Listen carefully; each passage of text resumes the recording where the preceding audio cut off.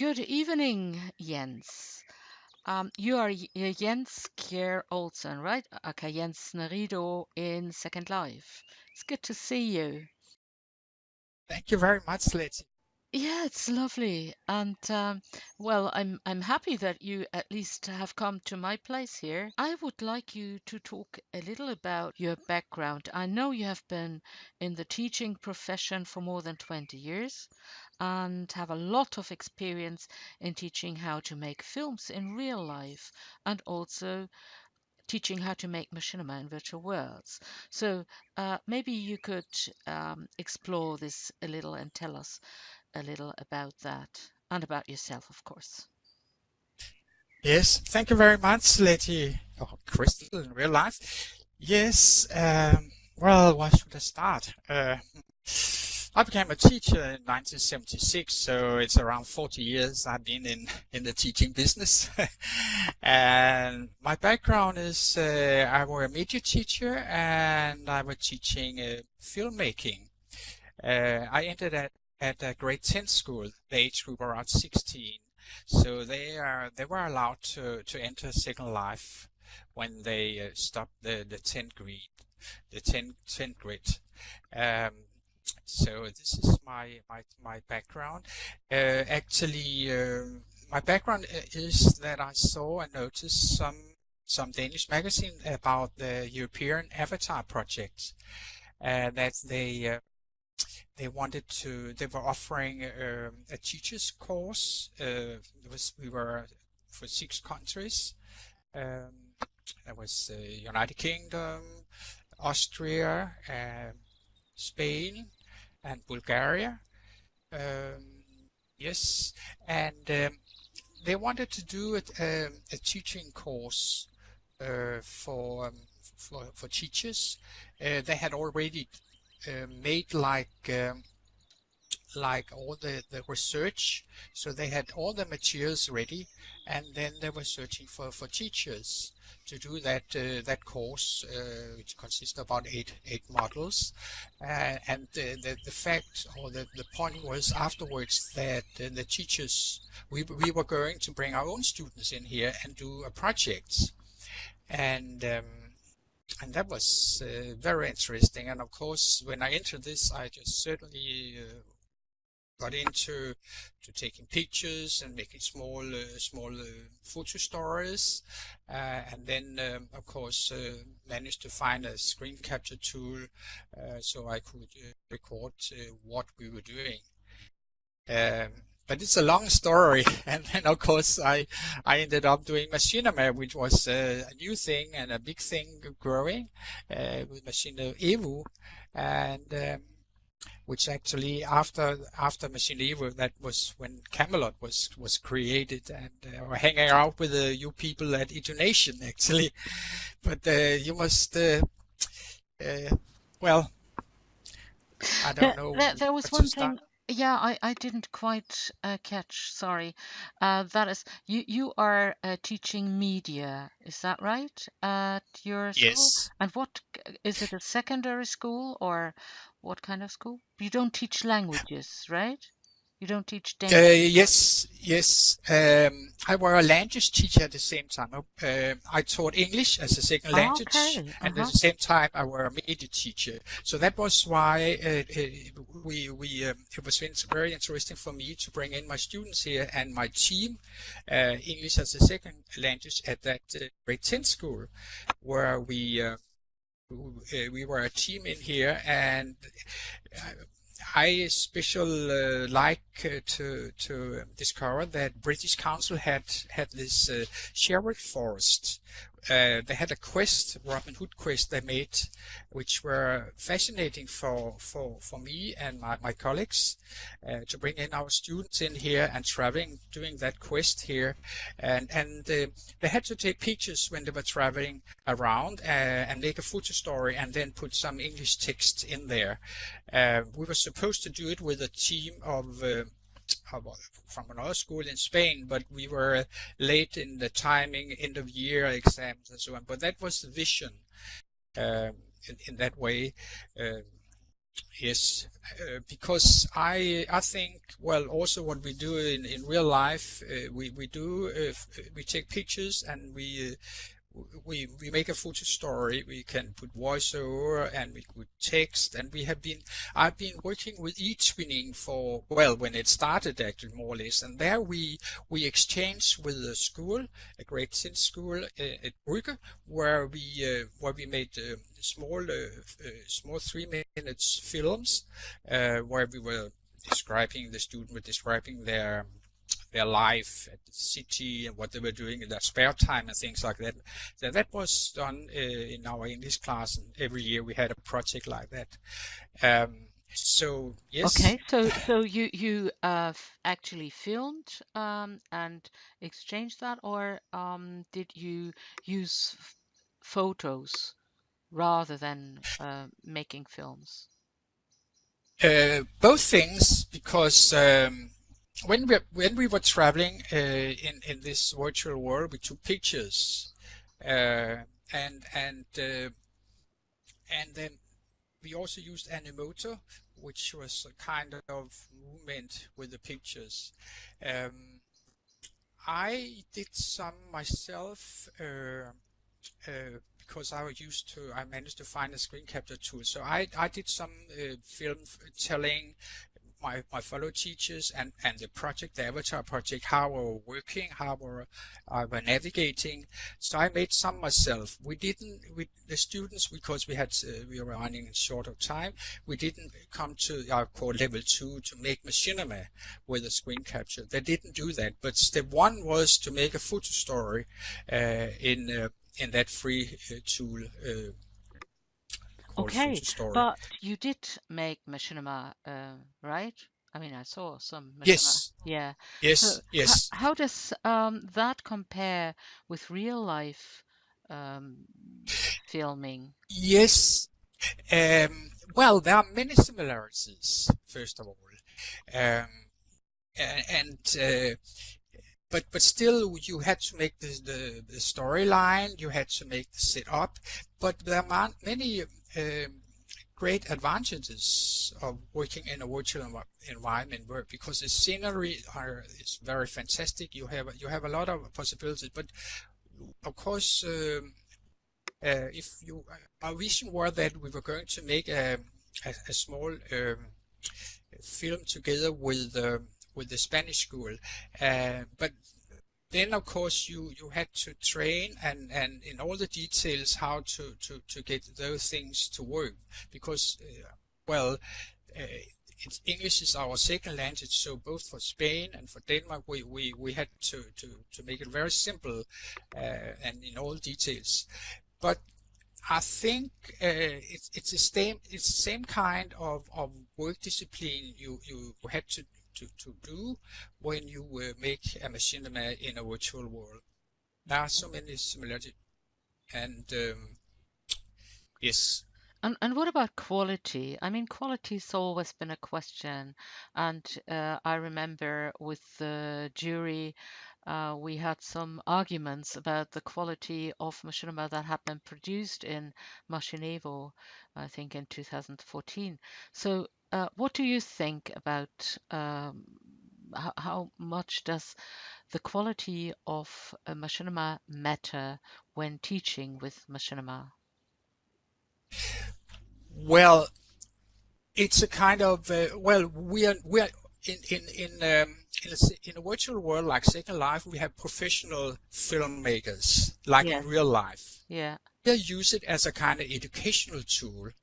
I don't want to compete with the professional. I use it as a kind of pedagogic tool, because the students are very motivated making films and directing it and so on. So but it still consists of all the details like the professionals are doing. They are inspiring us. Remember when we had Machine Evil, we invited some of the professional like Yeah. Dragster to come and tell us, Hmm. and we were teachers. We didn't want to we couldn't come up with it at his level. He's professional.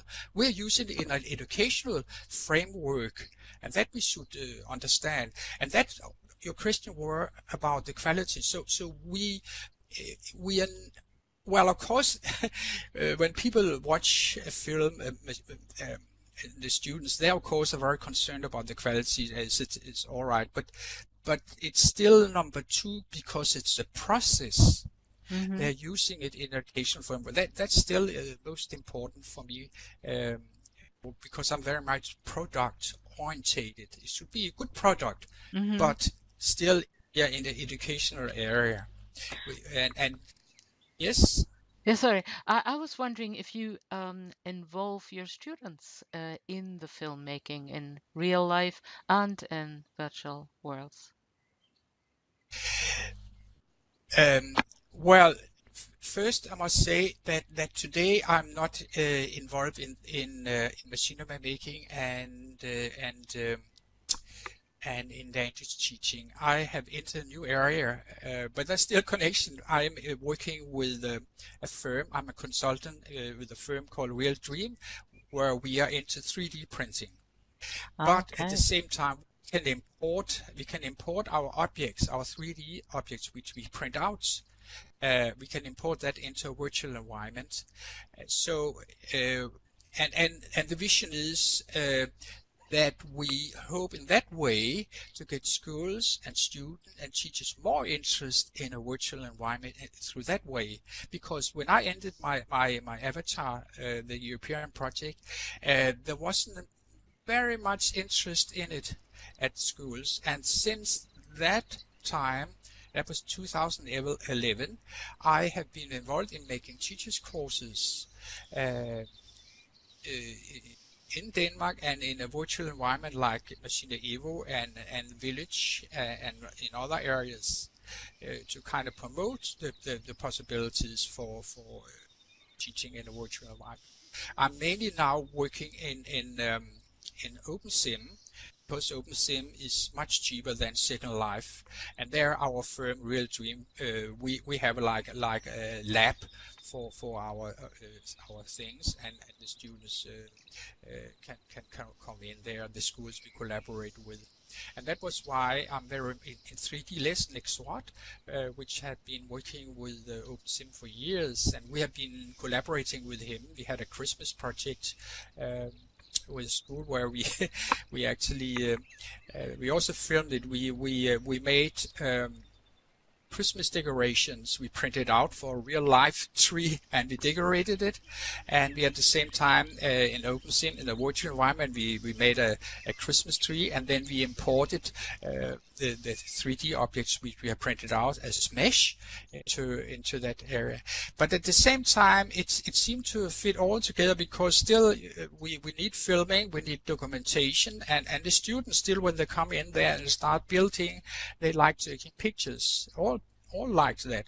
And then of course next step, if they're interested in that, we come up to do machinima because it's more demanding. There's a lot of details in making films. You had to find a screen capture tool, you had to edit it, find the right things. Would it be in Camtasia cost, but there are other ways of doing it also. Well, yeah, that sounds really, really interesting what you're up to now. So that it all kind of links together in a way, right? Yes, I think so, Yeah. very much, because at the moment 3D printing is a big new wave in a global Hmm. way, and that's very nice in that way to promote virtual teaching. So that had been the road that machinima is a great thing, great inspiration, and at the same time, YouTube have films there. We can share things there. Yeah. So one of my last questions is, have you ever used a machinima in your teaching? Well, I mainly have focused on teacher's course because I'm not direct teaching a class anymore. Okay. Yeah. I'm a consultant. I make teacher's course. I promote the possibilities by doing machinima. I did it only with my students at that time. Um, we of course when we are in that 3D open sim, when we make small films there, but not direct anymore. Okay. Do you see any future in machinima, or do you think it's something that is dying out? No, no, no. It has great potential, I must say. Mm-hmm. In the virtual environment, if you come over the steep learning curve, how to handle things, Mm-hmm. you have many things you can do. You can make role plays, you can communicate, and in language teaching, it's such a great way to collaborate with other classes in a global way around a project, make a film script, organize it, who's doing what, who's doing the recording and editing. And today the internet connection is much better and Yeah. improved all the and free tools, and we have YouTube. It's great, and it's Mm-hmm. very simple in that way. But I'm very much advocating that step one is to make a photo story, and you put text and you put voiceover and so on. Yeah. And then next level is doing a machinima where you are working with live footage in a virtual environment. So yes. So Yeah, it's I not it remember you made me make a photo story, my first photo story, and it was good. You taught me how to do it. That was fantastic, and it was a good intro into machinima making. Yeah, that was really good. as I said, it's we have Dragster and we have Chantal and many other ones which who are doing. We have this big competition. Well, I think it ended now at University of West Australia, which have been Hmm. fantastic. I think you also had some of your machinima there. Never, never. Language. Okay, Carol had some. Yeah. Uh, and that and it's of course great in you can do a lot of preparation in there by yourself for your lessons, so I think it should be a part of the English when you are at a college, teachers college, Hmm. that and have English as a subject there, you should try this out. At least I have a vision about e-twinning. It's sad that it's not possible to go through there to sell the possibilities of making machinima in that area. Um, it's a slow process, Well, and that's one what. of our Camelot trainees who was on the teacher training course to learn how to make machinima, he was a scientist. I mean, he taught physics and things like that, and he was involved in an e-twinning project, and he produced machinima for his classes and shared them with this with his project partners, and they even won a prize. His school won a prize for that. So it is possible. Yes, yes, I think I know who you are thinking about, Yeah, that Portuguese yeah, teacher. exactly. Uh-huh. Yes, exactly, Yeah. yes. Yeah. uh, but for instance, there are many other, you can also, at some of the simulations, math land or science land in Second Life, Hmm. it doesn't have to be only land. It's a Exactly. fantastic that you have many scenery you can create Yeah. or you can go to, Hmm. where you can simulate things which normally Absolutely. is a big problem. You Yeah. can even have like a lab.